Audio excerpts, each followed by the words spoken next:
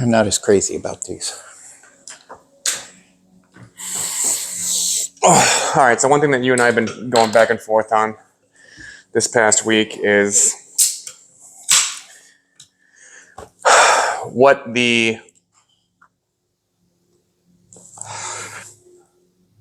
I think it's something that most franchisees want is they want their managers to become leaders, Right. and specifically multi-unit leaders, because if they're able to do that, they save on labor.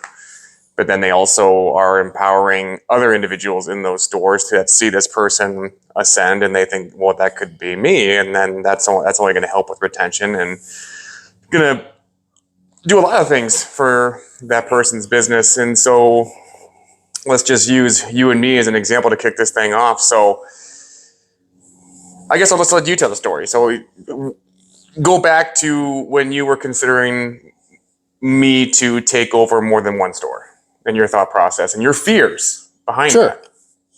So I've had multi-unit leaders, managers, leaders before. And I've had co-leaders, like, okay, I'm going to have a team of 2, and they're going to oversee 2 stores or whatever. Mm-hmm. And there's going to be a senior leader and a junior leader, per se. And then I've had it, and I've had success with some and failures with others. And my the thought process behind it is, well, one, I've got a strong leader in a store. It's made a lot of good progress in that store.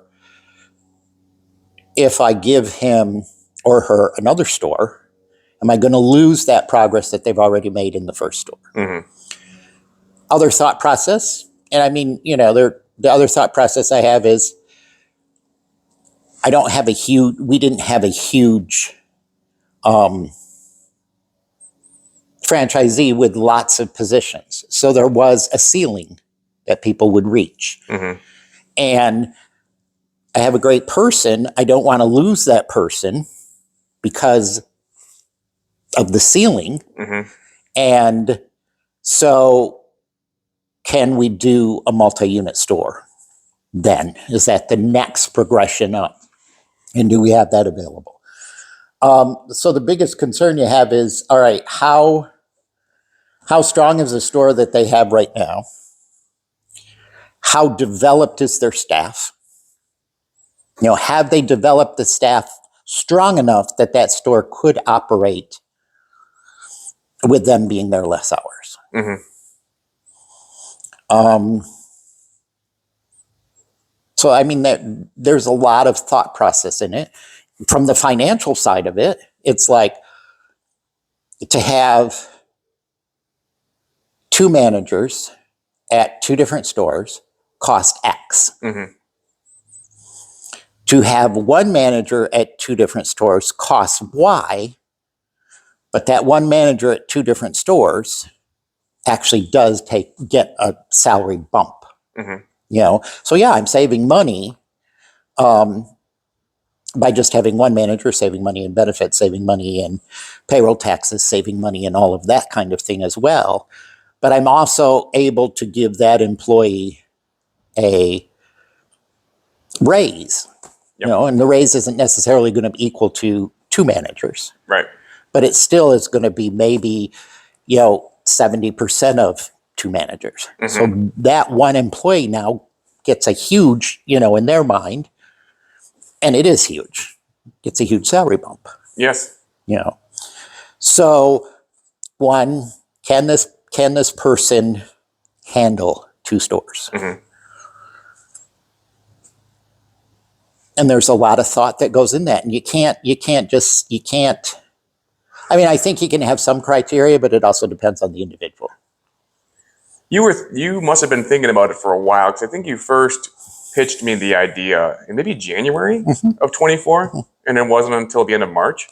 So take us through that thought process, as what you were stewing on for those 3 months before you finally pulled the So trigger. I pitched the idea. Right. So this is a potential idea for you. Mm-hmm. Now let's see what you do. Right. Let's see what you do for 3 months. We were just talking earlier about how, I'm trying to think I'm trying to go through my thought process and put some concreteness to it about how to identify leaders. So that it was I didn't have it spelled out exactly how I identified leaders, but two, I'd only known you how long? 3, maybe going on 4 months at that time. Yeah. Can I really identify some steps in leadership in 3 months in you or in anyone? Right.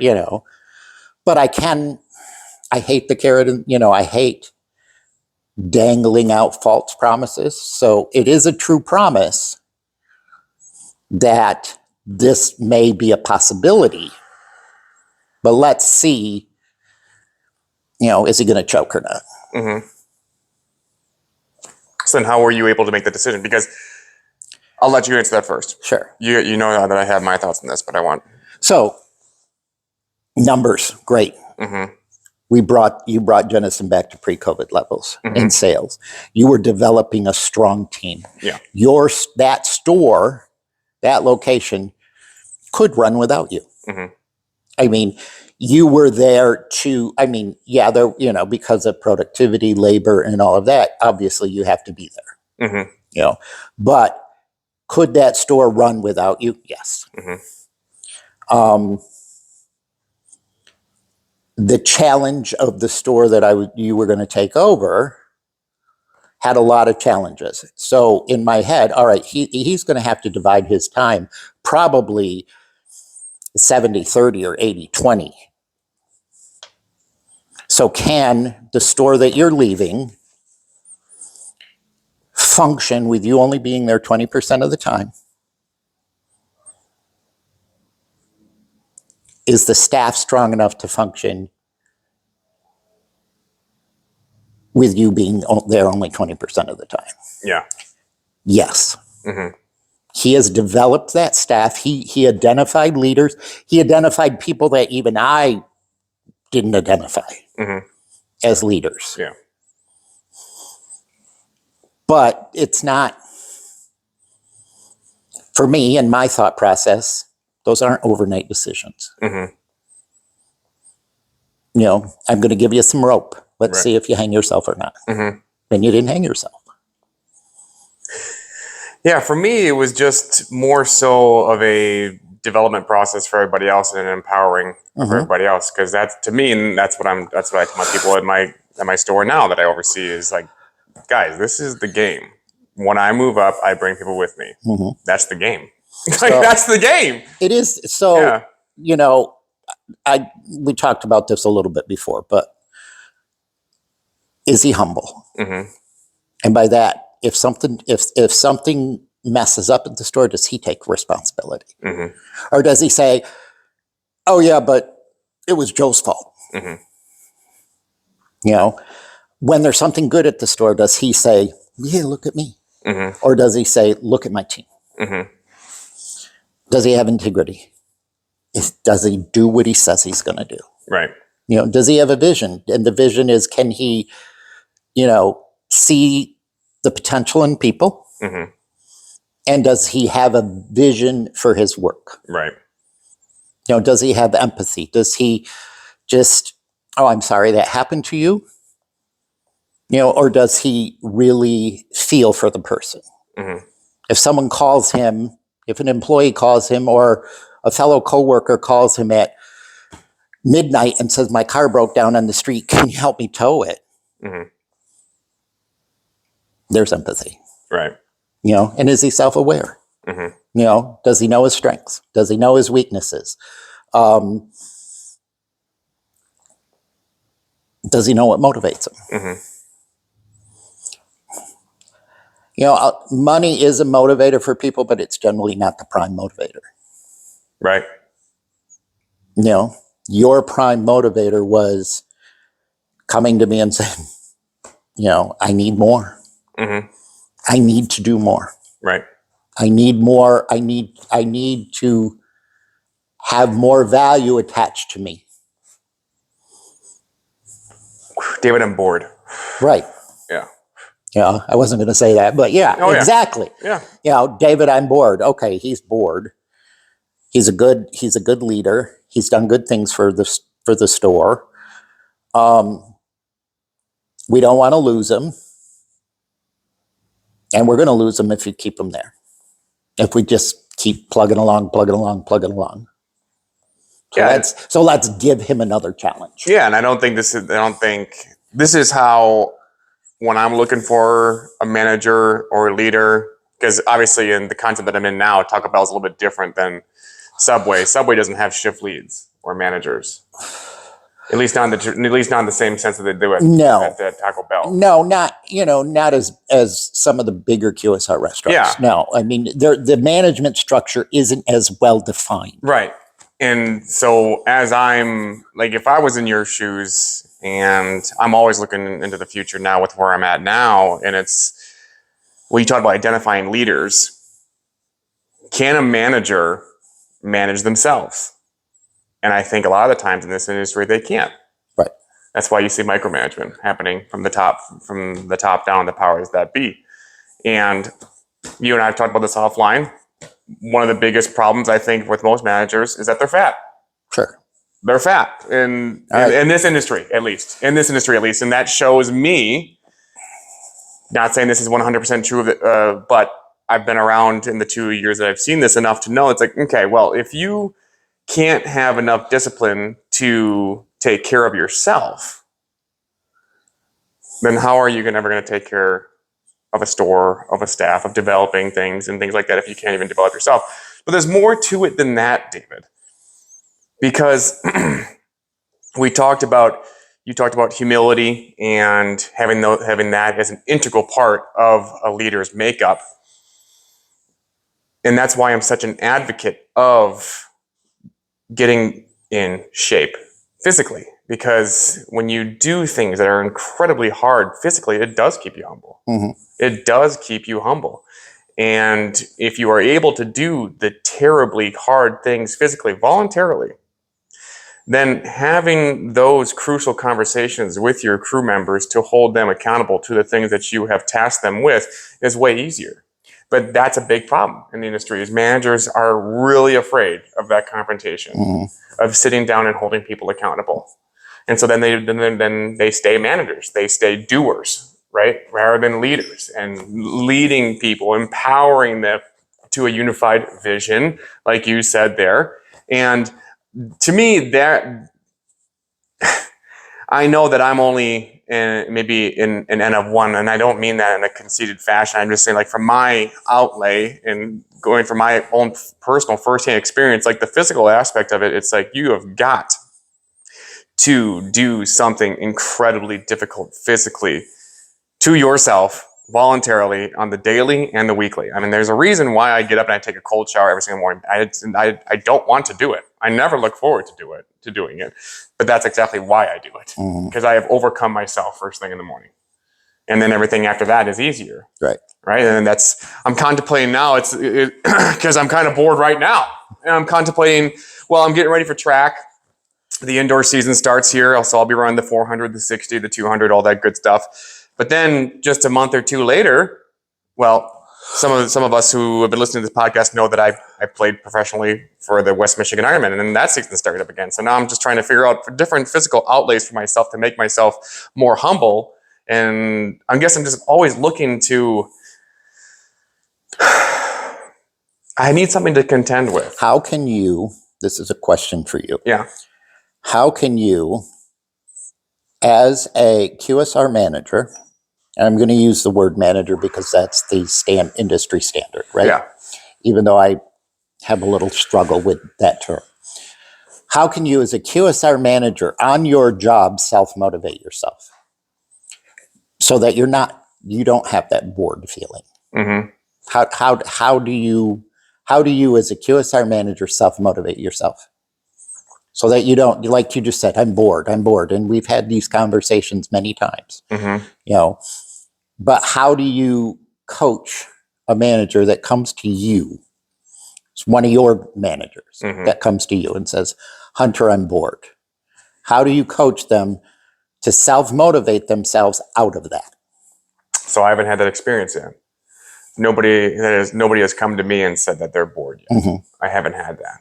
But what if you did? I mean, let's do a thought exercise. Okay, so if somebody came to me and they said I'm bored, and then I would probably say,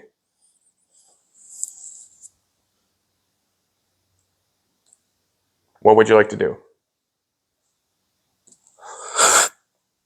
And they might just lay it out for you right there, right? Because questions are the answer. So they lay it out for you. Right. So they might say, they might be a team member, and they might say, I'm actually really glad you asked me that question. I was actually thinking about becoming a team trainer. I think I'd be really good at it. I know service, I know food, I can train the new people, get them on the training calendars, take that completely off of your plate. Okay, So great, let's get you certified. they tell you that, Mm-hmm. but you don't see that in them. Mm-hmm. They say, I want to be. Yep. I want to be a multi-unit store manager. Okay. Or I want to be. But you haven't identified that strength in them. Mm-hmm. What's your next step? They say, I want to be the team trainer. I want to take over ordering. I want to take over scheduling. I want to. Mm-hmm. But you, as the leader, Yeah. haven't identified that in them. You have not identified that strength in them. They're telling you, this is what I think my strength is. Mm-hmm. But you, as their leader, haven't identified that strength in them. What's your next step? I have said verbatim to my team on our break room chat or in some of the daily videos I show them are put in there. I'll just say, some of you have pending promotions, but I'm not moving on them. Like, get at me, chase me, do what you need to do to go get it. Okay. Right? Yeah. I'm not gonna hand you your promotion and just Right. sign off all these on the checklist like you did this. No, you didn't. Because in 35, 40 years, Mm-hmm. I've had a lot of people come to me and say, I want to be a manager. Mm-hmm. I want to be the shift leader. I want to take over, doing the scheduling at this store. Yeah, I mean that's all fine and dandy, and I think that's because they see Hunter where he is, and they might be not jealous, but they might be envious of where Hunter's at. But then when they learn how it took me to get to where I am, Right. then they're no longer envious, right? Yeah. So, then that goes back to why I'm such an advocate of the physical. Because if you punish yourself physically, you go do 3 150-meter sprints on a Saturday with 5-minute breaks in between each, and you're wondering what the hell you're doing with your life, well, then doing whatever it takes to check things off on your team trainer, your shift lead checklist, those become easy. It's easy because it gives you a perception of what actually hard is. And it keeps you humble. Mm-hmm. It's like, I just ran a 400-meter dash against college kids in the middle of December. Like, okay, I need to close the store tonight? All right. But if people don't do those things, then life is hard because they're choosing an easy route. But if you do hard things, life is easy. Right. No, I agree. So I mean, I think a lot of, the paradigm's shifting a little bit in who's becoming a franchisee. talked about that. But I think a lot of franchisees, when we started out, only thought they saw the gains and they didn't see the work. I have slept overnight in stores many a time. I have worked until 4 a.m. and knew that if I went home, I wouldn't be back there to be there at 7 or 8. Mm-hmm. All right, I'm going to sleep on the floor. You got to put the grind in the beginning that I think a lot of franchisees don't see. Right. Especially, if they're just going in it with one unit in the beginning. Mm-hmm. You are, I think there is, I think franchisees have to give thought to, okay, it's going to cost me X amount of dollars to buy the store. And then they forget about having that cushion beyond. Like, okay, yes, on paper, you need $100,000. Yep. Well, actually, you probably need $200,000. Mm-hmm. You need $100,000 open up, I'm throwing numbers out there. I'm making up numbers. All right. Well, really, you're not, because I say this because my little brother, who's in fine dining in Scottsdale, he's always told me that, Hunter, if you ever wanted to open up a fine dining establishment, and if you wanted to make $1 million, start out with 2 million. Yeah, exactly. Right? Yeah, Yeah. exactly. Mm-hmm. You know, and then put in the graft to grow it. You know, but you need to have that cushion that I think a lot of franchisees or people looking at, especially QSR franchises, forget about the cushion. Mm-hmm. And then they're like, I'm losing money. Right. You know, well, and then you've got to grow real quick. You know, I mean, Subway, prime example, Fred. And this is a story so Subway was founded by a college student, you know, 19 years old. He wanted money to pay for his college education, went to a family friend who lent him some money. And they started Pete's Sandwich Shop, which eventually became Subway. They knew that to show success, they had to grow quick, right? Mm-hmm. So the first sandwich shop was actually losing money, and they opened up the second. Mm-hmm. And then they opened up the third. Mm-hmm. And then mm-hmm. And they had to do that quickly, you know, and most people would look at it, I'm losing money here. Why would I open up another one? Mm-hmm. You know, but had to quickly scale up. Right. Because if you don't quickly scale up, you're digging your own grave. Mm-hmm. You know, so they had to look at it, and we had, we did the same thing. You know, it's like we opened up the first, opened up the second, almost a year later to the date, opened up the third, opened up the fourth, started buying some already open stores, you know, and then we started buying and selling, you know, mm-hmm. But I think especially in QSR, you have to look at it like, how much is it going to cost me to own 3 instead of own 1? Mm-hmm. But some of the things that you had mentioned there that I want to circle back to, you talked about the franchisee and the grind and sleeping on the floor, mm-hmm. and things like that. And in your book that you're writing, you're talking a lot about the empathy piece, mm-hmm.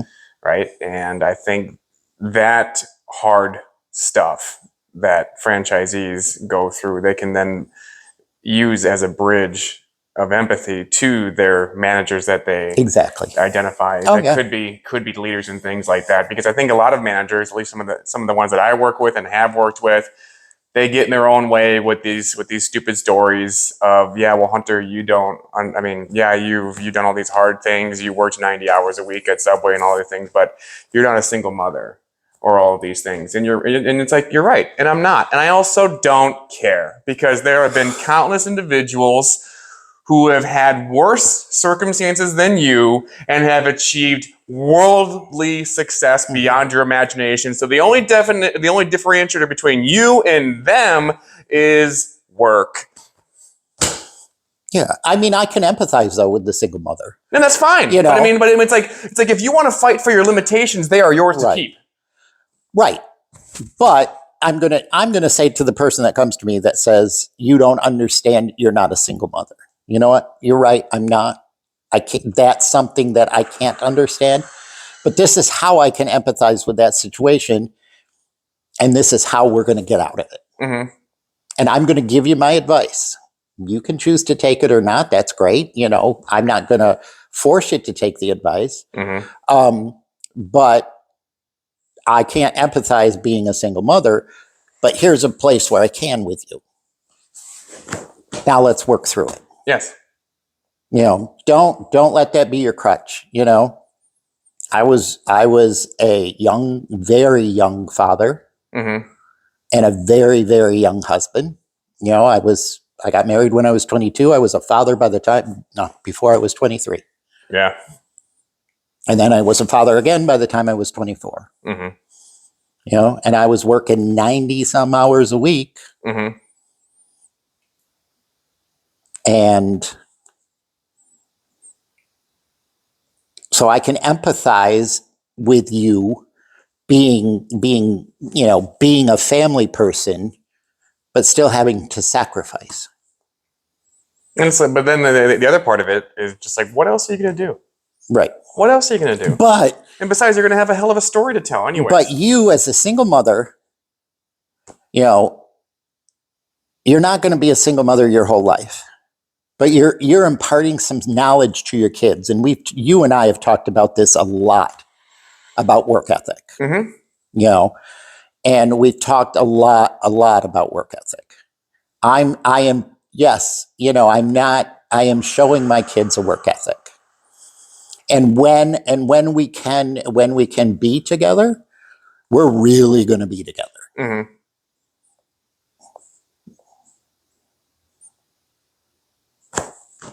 Make sense? Yeah. And then I guess so if you're the friend.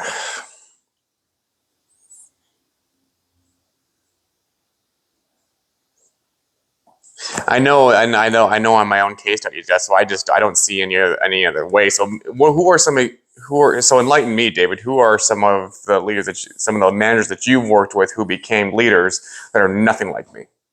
And I'm not saying that everybody needs to be like me. I'm not saying that this is like a cookie cutter operation here. I'm just saying from my standpoint, if a manager is fat and they're not willing to do something that's incredibly difficult physically, it's like, okay, well then like you're already a walking billboard of instant gratification. Mm-hmm. And that's why you are the way that you are. And I don't know if you'll ever be a leader because of that. And that might be awfully crass, but you know what else is also crass? Business. Mm-hmm. So I think the difference between leaders and managers, leaders are few and far between. Mm-hmm.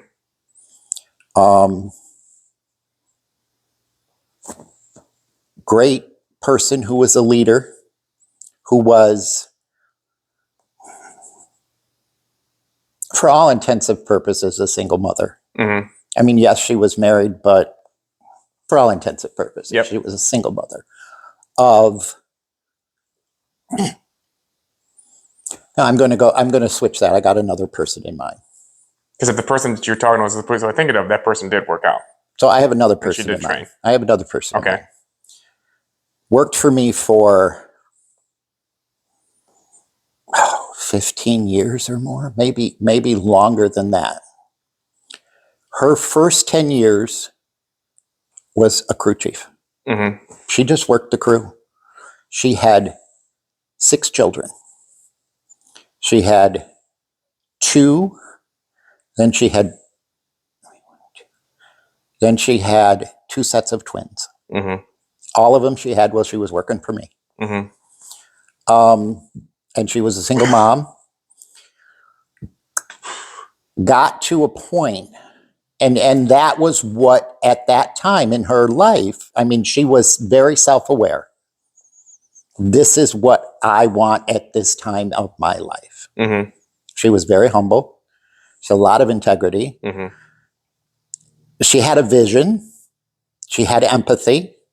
And she was self-aware in that she knew her strengths, she knew her weaknesses, and she knew what motivated her. And at that time in her life, what motivated her was her kids. Mm-hmm. But she was a great employee. Mm-hmm. She came to me and said, after 10 years, came to me and said, can I do more? I said, yep. Assistant manager within, I don't know how, very short amount of time. Then she took over the store. Mm-hmm. And then she took over another store. And then she moved to another store. Mm-hmm. And, she had that turnaround ability. Her management style was totally different than yours. Completely different than yours. She left us when COVID hit. Mm. One of her kids had, health issues and that, and she left us when COVID hit. Mm-hmm. And once COVID's passed, now she's a leader at a nonprofit organization. How was her management style different than mine? And I say that because, to use your word, I'm always looking to learn. So if she's doing something different than I am, what can I take? I would say that you have a very direct,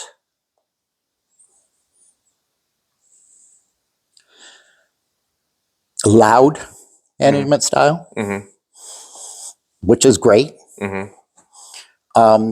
She was quieter. Mm-hmm. She was very much in the lives of her employees. But the line was always there. You know, oh, you need a babysitter? I'm not working tonight. Drop them off. Mm-hmm. So you can go to work, drop your kids off. Mm-hmm. You know, she was very much more into their everyday life. But the line was always there in terms of, you know, even when we're not at work, I'm still the boss. Mm-hmm. You know, Right. But you shared a ton of similar traits. Mm-hmm. Even though her style was different, you shared, you know, leaders all have the same traits. Does that make sense? Yeah, and it's something that and when it comes to my management style, I think it's after hearing some feedback from my managers who work for me, I've just sort of scratched my head a few times. I'm like, is it really that simple? Now, simple doesn't mean easy, No. but there have been times where I've walked into the store and the place is running itself. I'm like, okay, that's taken care of. That's taken care of. And I've even jokingly said to my direct reports, I've just said, right now, I am fulfilling my 50-hour-week commitment. That's what I'm doing here. Because this place is running itself. I'm like, I don't even know what I do here anymore. And three different people on my staff said the same exact thing. And they said, Hunter, you motivate us. So I've told you this before, many times. The sign of a good manager, a sign of a good leader is, can their operation run without them there? So then how do we, okay. Yeah. Okay. So two things. One, is that really all it takes for a manager to transcend or graduate into becoming a leader? Is you just got to become a really good motivator? If I walk into your store, if I walk into any store, Mm-hmm. did this a lot. Mm-hmm. Walk into the store and I say, I word vomit some problems, Mm-hmm. right? This, and this. And the manager of that store says back to me, well, labor screwed up because Billy Bob didn't do this, and he was supposed to punch out and he didn't, and this happened, and then, or my food cost is crap because Mary, that employee, you know, she dumped a bunch of steak on the floor and wasted it, and blah blah blah blah blah. I tune it out. If I walk into a store and I say word vomit, and they say, you know, I'm sorry, it's my fault. I should have trained this employee better on how to send people home. It's my fault that, you know, that I should have shown this person better on this. That's a leader. Mm-hmm. They took responsibility instead of passing the blame. Right. So that's, to me, I walk into, the first thing a manager starts, if I walk into a store and there's a problem, and the manager starts telling me the problems are all the people that are working for them. Well, that's a boss, not a leader. Right. Yeah. Then why are they working for you? Right. Well, because they need to cover the shift. Mm-hmm. Okay, that's a short-term solution to a long-term problem. Mm-hmm. The other part that I wanted to delve in more and get your thoughts on how this can be fixed in the industry, because I do think it's a problem, especially with managers who are leaders, is that time commitment that they have to be in the store. Now, I understand that when I was working in your stores, even as a multi-unit manager, in order for you to be profitable, I at certain parts of my day had to be on the line making sandwiches. Okay, that's fine. Yeah. And I have no problem making tacos on the line at my store that I'm at now. I understand that. But the problem that I have is, okay, if we are going to salary our managers, then why do we put a time commitment to it? If the place is running itself, then why do I need to be there? So 2 things on that, which is, that's great. And I know my philosophy is... Because I would rather just give those hours to Right. somebody else, the people who are actually paid by the hour. So my philosophy is a little bit different. Okay. You know that. Yeah. You need, I would always tell everybody, you need to work as many hours as you need to work to make sure your store runs well and is profitable. And And in the beginning, I did. You can look at the timesheets. 87 hours. right. Yeah. But so I know how many hours after many years of experience at this location, how many hours a manager, a leader should work, right?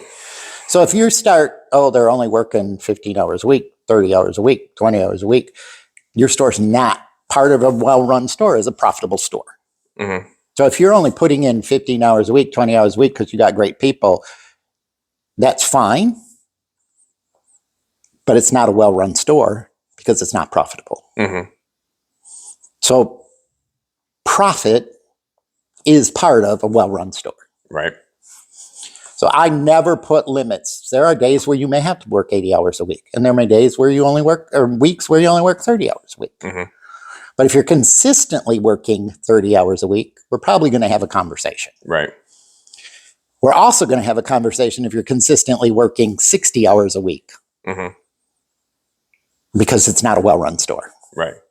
So I never put, and you know that, I never put time parameters on my managers. So if you were But if you were to change the industry, how would you do that? you need to work as many hours as you need to work to make sure your store is profitable. Period. Right. How do you get more franchising in this industry to be on board with that? So, and one of the KPIs Mm-hmm. of a well-run store is profitability.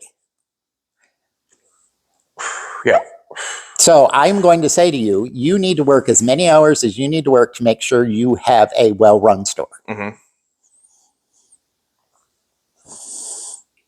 Okay, they've got a great well-run store, but they're not profitable. Mm-hmm. Well, you're not working as many hours as you need to work. Mm-hmm. It's that simple. I'm not sure if you answered my question. Okay. So how do collectively in this industry more franchisees get behind that? Or do you think they want to get behind it? But the problem is what we talked about earlier, is that the managers can't manage themselves. Right. So they have to be micromanaged and they have this timestamp on But them. if you're a franchisee having to micromanage people, then you have the wrong people. Mm-hmm. If you're having to micromanage your managers to make sure that your business is profitable, you have the wrong people. And it is unkind of you then to keep them around. Mm.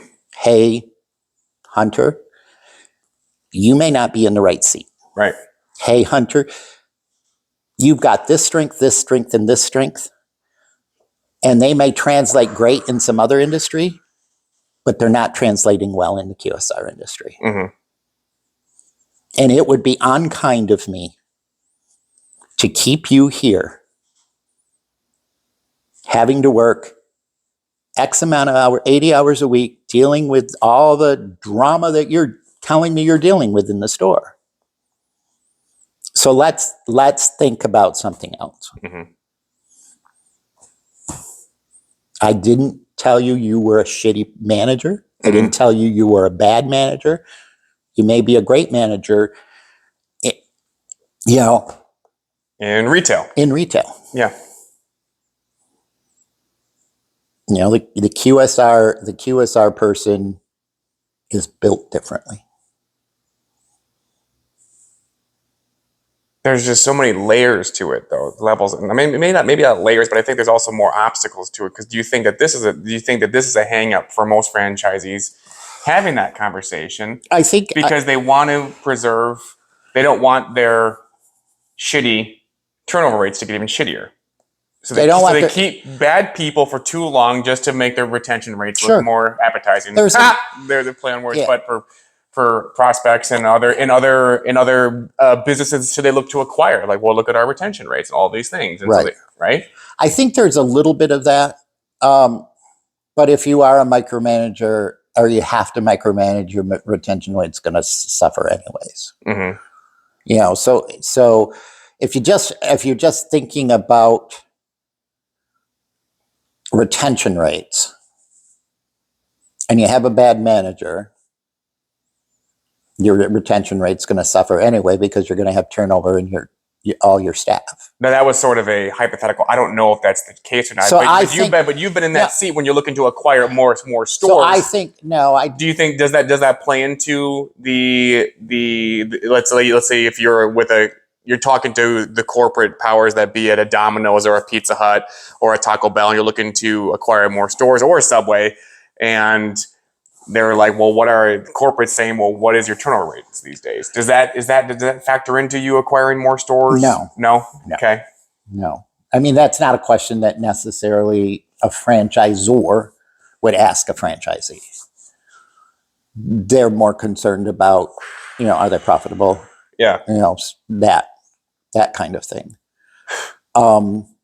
Just earnings. Earnings. Yeah. Brand standards, earnings.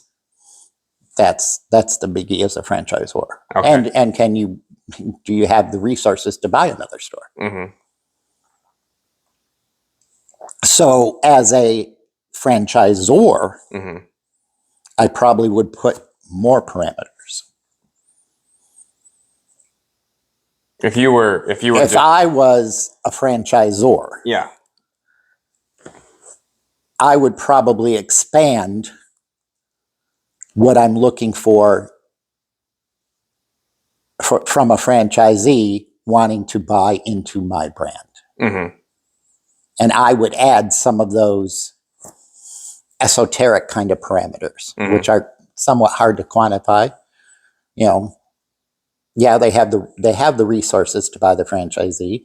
Yes, they have, or buy the franchise. Yes, they have another franchise that they own with us that's doing great. But can they develop people? Can they develop leaders? What's that structure look like? Mm-hmm.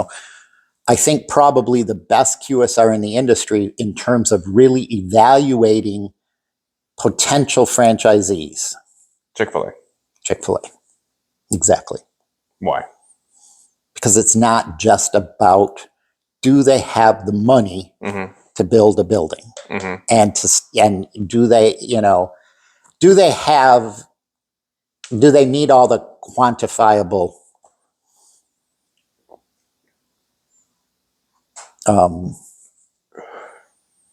to buy in? Mm-hmm.